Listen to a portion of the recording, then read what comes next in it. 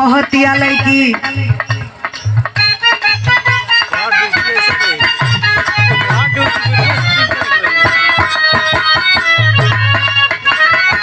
यह लड़की कहलस हमारा बुलेटवा पे कहियो बैठ के सटबे की ना।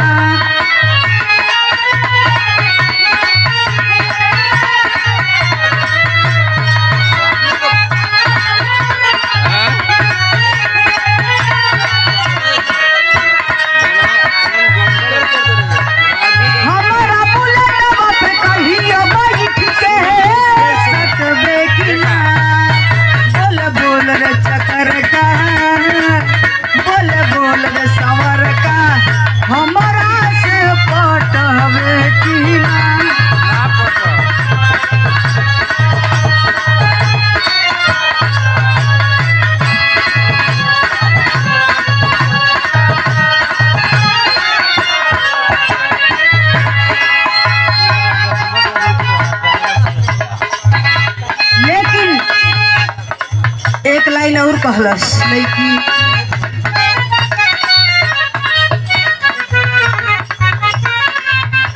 यह कहलस जब हंसला त बगिया में फूल झरला।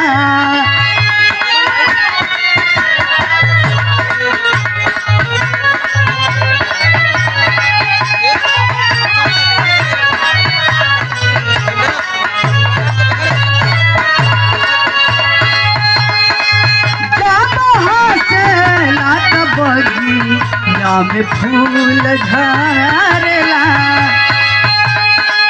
कोसमतिया करे के बड़ा मन करला।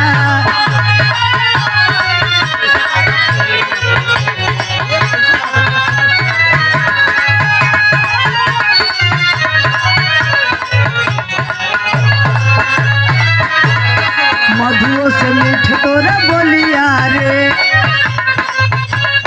मधुओं से मीठ तोरा बोलिया रे मधुओं से मीठ तोरा बोलिया रे।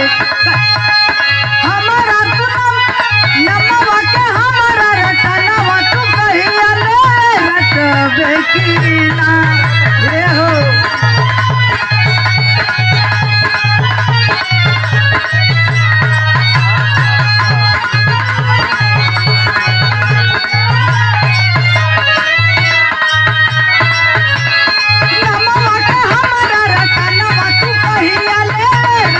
बेकिना